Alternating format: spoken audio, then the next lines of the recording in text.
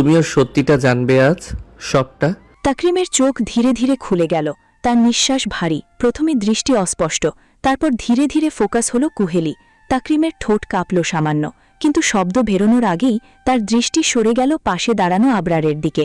আবরারের মুখে তখন সেই পরিচিত ঠান্ডা অথচ ভয়ানক ম্লান হেসে ধীরে ধীরে বলল, সত্যিটা এখন বলো। আবরারের বলায় কর্কশ দৃঢ়তা। তোর জন্যেই আমার পাখি। সে এক মুহূর্ত কুহেলির দিকে তাকিয়ে থামল, তারপর আবার তাকরিমের দিকে ঘুরল। তোর জন্যই আমার পাখিটাকে সামনে এনেছি, না হলে এই জীবনে আর কখনো তুই ওকে দেখতে পেতি না। কুহেলির চোখে বিস্ময়ের সঙ্গে জন্ম নিল এক অচেনা আতঙ্ক। ও আস্তে করে কাপা কণ্ঠে বলল, কি কি সত্যি বলবে? তাকরিম কিছুক্ষণ চুপ করে রইল, মুখে ক্লান্তির রেখা, কিন্তু চোখে একরাশ অনুশোচনা। তার গলা ভাঙা, তবু প্রতিটি শব্দ যেন ভারী হয়ে বাতাসে ঝুলে রইল। আমি বলছি কুহেলি, শোনো। কুহেলি একদম স্থির, মনে হচ্ছে যেন সময় থেমে গেছে। শুধু তাকরিমের ভাঙা গলার আওয়াজ ধীরে ধীরে ছড়িয়ে পড়ছে ঘর জুড়ে। আবরার তখনও চুপচাপ দাঁড়িয়ে, চোখের কোণে এক টুকরো বিজয়ের ঠান্ডা ঝিলিক। কুহেলির মনে হতে লাগল সে যেন এমন এক সত্যের সামনে দাঁড়িয়ে আছে যা তার পুরো পৃথিবীটাকে বদলে দেবে। তাকরিম আস্তে করে বলল, কুহেলি, তোকে আমি কোনোদিনই পছন্দ করতাম না। কুহেলি চমকে উঠল, তার গলায় শব্দ আটকে গেল, শুধু শ্বাস প্রশ্বাসের আওয়াজ শোনা যাচ্ছে। তাকরিমের গলা কাঁপছে, কিন্তু অপরাধ বোধের চেয়ে ঘৃণাই বেশি। সবসময় তোরা আমাকে ছোট করে দিতি সবাই, এমনকি আমার নিজের মা বাবাও। প্রতিদিন শুনতাম, দেখো কুহেলিকে, ওর মতো হতে পারো না, ওর মতো ভালো স্টুডেন্ট না, ওর মতো নম্রভদ্র না, ওর মতো মিষ্টি ব্যবহার না। তুই জানিস না তুই এই তুলনাটা কতটা কষ্ট দেয় একজন ছেলেকে। তাকরিম থামল, দীর্ঘ নিঃশ্বাস ফেলল, তারপর হেসে ফেলল এক তিক্ত ফাঁকা হাসি। আমি ছেলে, তুই মেয়ে, অথচ তারা তোকে নিয়ে গর্ব করত। আমি যেন তাদের চোখে কখনোই যথেষ্ট ছিলাম না। কুহেলির চোখ ভিজে উঠল, সে কিছু বলতে চাইল, কিন্তু আবরারের উপস্থিতি, তাকরিমের কণ্ঠের ভার, সব মিলিয়ে বুকটা যেন জমে গেল বরফে। তারপর একদিন একজনকে ভালো লেগেছিল আমার। আমি ভেবেছিলাম অন্তত এবার মা বাবা আমার পাশে দাঁড়াবে, কিন্তু না। তারা কি করলো জানিস? তাকরিম হঠাৎ মাথা তুলে কুহেলির দিকে তাকালো, চোখে আগুন জ্বলছে। তারা তোকে দিয়েই আমার বিয়ের তারিখ ঠিক করলো। শব্দগুলো যেন ঘরের দেয়ালে ধাক্কা খেয়ে ফিরে এলো। কুহেলির মুখ সাদা হয়ে গেল। সেই দিনটা আমি সহ্য করতে পারিনি। রাগে, অপমানে, হিংসায় আমি পাগল হয়ে গেছিলাম। তখন থেকে সুযোগ খুঁজছিলাম কিভাবে তোকে একেবারে শেষ করে দেওয়া যায়। তারপর তোর মা একদিন ভালো বলল তার নিজের দেশে আইসল্যান্ড যেতে চায়, গিজরায় একটা কাজে। বেশ, আমিও পেয়ে গেলাম সুযোগ। প্ল্যান করলাম ওই দিন বোমা ফেলবো আর তোকে মারবো। কিন্তু তুই ওই দিন গিজরার ভিতরে গেলি না। আমি ভাবলাম তোর মা বাবা মরে গেছে, তুই ওই এমনি এমনি মরে যাবি, তাই তোর মা বাবাকে মারলাম। আর এরিক আবরার নামের অনেক বড় মাফিয়া কিং আছে রে, তা আমি আগে থেকেই জানতাম। তাই ওর নাম নেওয়ার জন্য কয়েকজন লোক ভাড়া করলাম, আর কেউ কিছু বলার সাহস পেল না। ঘরটা নিস্তব্ধ, কেবল কুহেলির কাঁপতে থাকা নিঃশ্বাসের শব্দ শোনা যাচ্ছিল। তার চোখ দুটো লাল হয়ে আছে রাগে, কষ্টে আর বিশ্বাসঘাতকতার জ্বালায়। মুহূর্তে সে যেন অন্য এক মানুষ হয়ে গেছে। কুহেলি সামনে দাঁড়িয়ে থাকা মানুষটার দিকে তাকিয়ে হঠাৎ গর্জে উঠল, তাকে আমি ভালোবেসেছি, তাকে ছাড়া কখনো অন্য কারোর দিকে তাকাইনি। তাহলে তুই কিভাবে ভাবতে পারলি যে আমি তোর সাথে বিশ্বাসঘাতকতা করেছি? ওর গলা কাঁপছে, কিন্তু চোখে কোনো জল নেই, বরং জ্বলছে আগুনের মতো। আমি তো কখনো তোর ক্ষুদ্রতা দেখিনি, সব সময় তো তোর গুণ দেখেছি, তোর ভালো দিকগুলোই ভালোবেসেছি আমি। তুই তুই কিভাবে পারলি এমন কাজ করতে? তুই আমার মা বাবাকে মেরে ফেললি, তাও শুধু তোর নোংরা মন মানসিকতার জন্য। কুহেলির শরীরটা কাঁপছে, কিন্তু সে থামছে না। তোকে তো আমি আজ আর ছাড়বো না। এই চিৎকারে ঘরের বাতাস ভারী হয়ে গেল। কুহেলি সামনে এগিয়ে গেল, চোখে তখন আর কোনো ভয় নেই, শুধু প্রতিশোধের আগুন। তার হাত কাঁপছে, মনে হচ্ছে নিজেরই নিয়ন্ত্রণ হারিয়ে ফেলছে। কুহেলি জানে না সে কি বলছে, কি করছে, শুধু জানে তার ভেতরের বিশ্বাস, ভালোবাসা আর সহনশীলতা সব পুড়ে গেছে একসাথে। ঘরের বাতাসে তখন শুধু কুহেলির গর্জনের প্রতিধ্বনি, ভালোবাসার পরিণতি, যা এখন রক্তের প্রতিশোধে পরিণত হতে চলেছে। কুহেলি দেখল ঘরের এক কোণে একটা কুড়াল। এক দৌড়ে যেয়ে কুড়ালটা হাতে নিল, তারপর পুনরায় তাকরিমের সামনে দাঁড়িয়ে বলল, তুই আমার মা বাবাকে মেরেছিস, তাই না?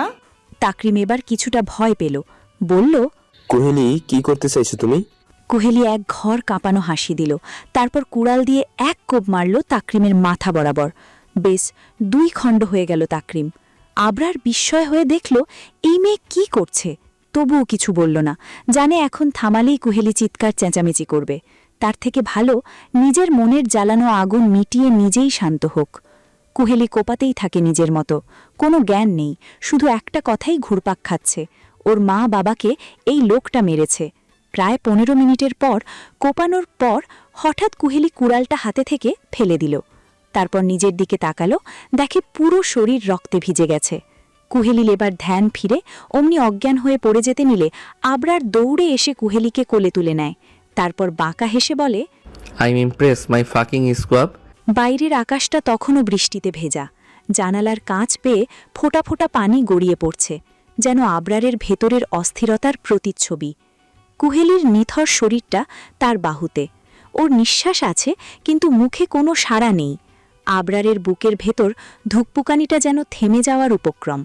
চুপচাপ একটাও শব্দ না করে সে কুহেলিকে কোলে করে সোজা ওয়াশরুমে নিয়ে যায়, দরজাটা ধীরে বন্ধ করে দেয়, তারপর ঝর্ণার সামনে ওকে দাঁড় করায়। ঠান্ডা পানির ফোঁটা ঝরে পড়তে থাকে কুহেলির মাথার ওপরে, ধীরে ধীরে গড়িয়ে নামে ওর কাঁধ বেয়ে। আবরার নিজের 2 হাত দিয়ে ওকে আঁকড়ে ধরে, বুকের মাঝে টেনে নেয়।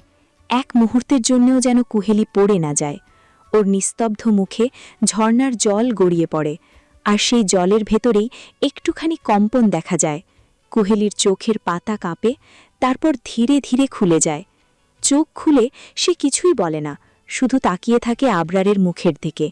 নিঃশব্দ এক দৃষ্টি, যেখানে লুকিয়ে থাকে ভয়, কৃতজ্ঞতা আর এক রাশ অজানা প্রশ্ন। আবরার কিছু বলে না, নীরবে কুহেলির ভেজা চুলগুলো এক পাশে সরিয়ে তোয়ালে দিয়ে মুছিয়ে দেয়। তারপর ওর ভেজা পোশাক পরিবর্তন করে দেয়, যেন একটা শিশুকে যত্নে গুছিয়ে দিচ্ছে কেউ। সবকিছু শেষ হলে কুহেলিকে কোলে তুলে নিয়ে যায় বেডরুমে, আলতো করে বিছানায় বসিয়ে দেয়। কুহেলি তখনও চুপচাপ, যেন নিজের শরীরের ভেতরেই বন্দী হয়ে আছে। আবরার একবার ওর মুখের দিকে তাকায়, ঠোঁট নড়ে কিন্তু কোনো শব্দ বের হয় না। তারপর নিঃশব্দেই আবার ওয়াশরুমে ফিরে যায় নিজের পোশাক বদলাতে। রুমের বাতাসে তখনও বৃষ্টির গন্ধ, ভেজা চুলের গন্ধ আর কিছু অজানা অনুচ্চারিত অনুভূতি ভাসছে। 2জন মানুষ একটা রুমে, কিন্তু হাজার শব্দের চেয়ে গভীর নীরবতার মাঝে ডুবে আছে। রুমের নরম আলোয় কুহেলিকে দেখা যাচ্ছে বিছানার কিনারে নিস্তব্ধ বসে আছে, ভেজা সাদা আর সোনালি চুল কাঁধে লেগে আছে, চোখ দুটো স্থির, যেন কোনো কিছু অনুভব করার ক্ষমতাই হারিয়ে ফেলেছে। সময় যেন থেমে গেছে এই নীরব রুমটায়। প্রায় 10 মিনিট পর ওয়াশরুমের দরজাটা ধীরে খুলে যায়। আবরার বেরিয়ে আসে, গা থেকে হালকা বাষ্প উঠছে, চুলের প্রান্তে এখনও পানির ফোঁটা ঝুলে আছে, চোখে ক্লান্তি, তবু এক রাশ কোমলতা মেশানো দৃষ্টি। সে একটু দূরে দাঁড়িয়ে কুহেলির দিকে তাকিয়ে থাকে কিছুক্ষণ। কুহেলি একটুও নড়ে না, সেই একই ভঙ্গি, হাত দুটি কোলে রাখা, দৃষ্টি শূন্যে স্থির। আবরার নিঃশব্দে এগিয়ে আসে, তারপর বিছানার পাশে বসে। তার কণ্ঠ নরম, কিন্তু তাতে এক অদ্ভুত উষ্ণতা মিশিয়ে বলল, কি হয়েছে আমার সাহসী বউয়ের? আজকে যে সাহস দেখালে, তাতে তো আমি নিজেই ভুলে গেছিলাম যে আমি একজন মাফিয়া।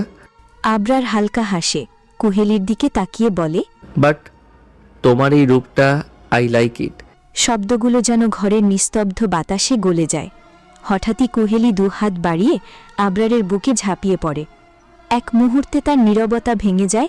হাউমাউ করে কাঁদতে কাঁদতে কুহেলি বলে, আমার সাথেই কেন এরকম হলো আবরার?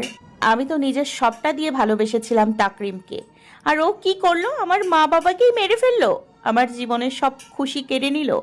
আমি দিনের পর দিন কষ্ট পেতাম, কান্না করতাম, আর কত ছটফট করতাম, সব দেখতো লোকটা। তাও কি মায়া হতো না? তাও কি মায়া হতো না? যদি আগেই সত্যিটা বলে দিত, তাহলে কি আমি ভুল কাজে যেতাম? যদি আমার কাছে যে মাফ চেয়ে নিত, তাহলে আমি ওকে মারতাম না। কিন্তু দিনের পর দিন আমাকে ভুল পথে ঠেলে দিয়েছে। আমার সাথে কেন এটা হলো? আমি এখন কি নিয়ে বাঁচবো? আমার আর কেউ রইল না। আমি নিঃস্ব হয়ে গেলাম, এরকম নিঃস্ব হয়ে গেলাম। আবরার কুহেলিকে আরো শক্ত করে জড়িয়ে ধরে বলল, কে বলেছে তোমার কেউ নেই? তুমি একা।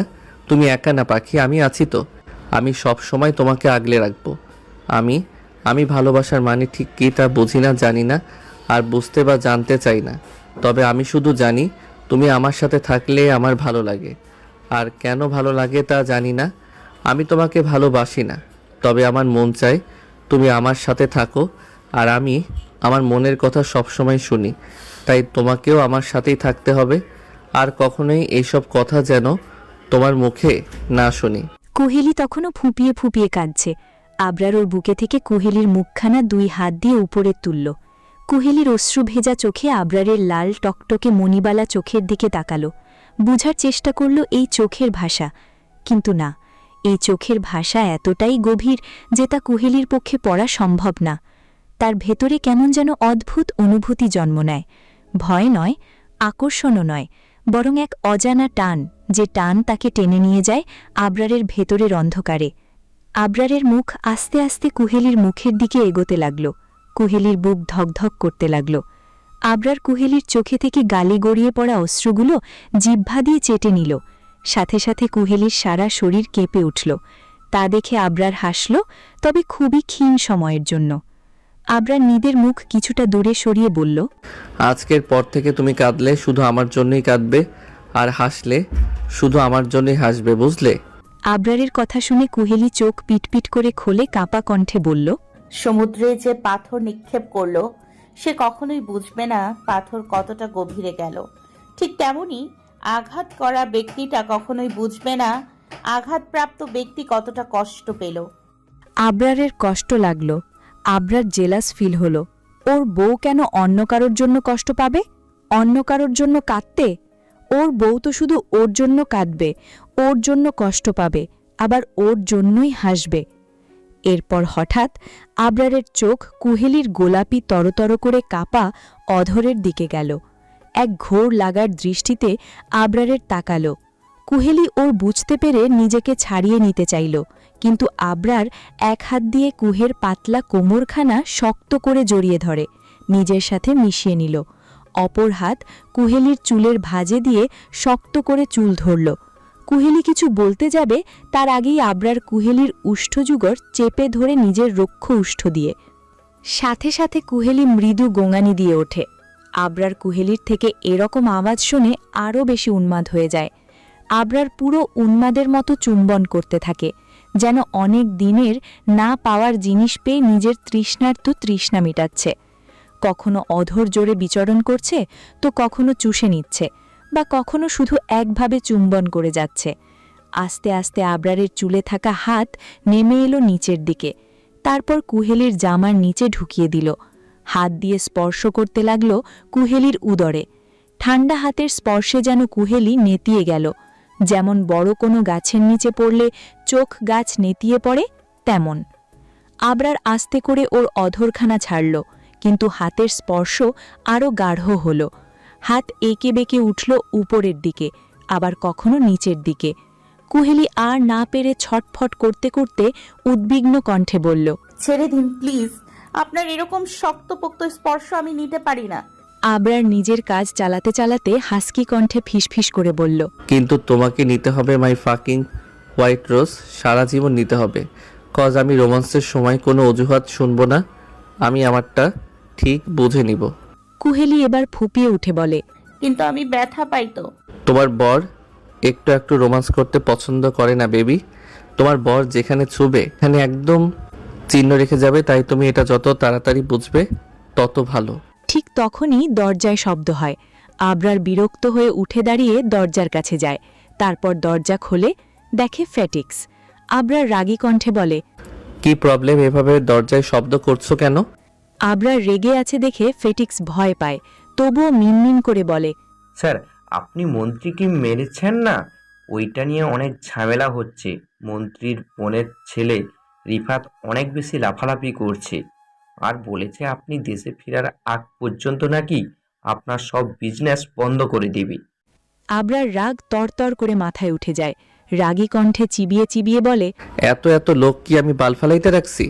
তাড়াতাড়ি প্রাইভেট জেট রেডি করো, আমরা আধা ঘন্টার মধ্যেই বের হব। তারপর দেখি ওই মন্ত্রীর বোনের ছেলের কত বড় কলিজা। ওর কলিজা মেপে না দেখা অবধি আমার শান্তি হবে না।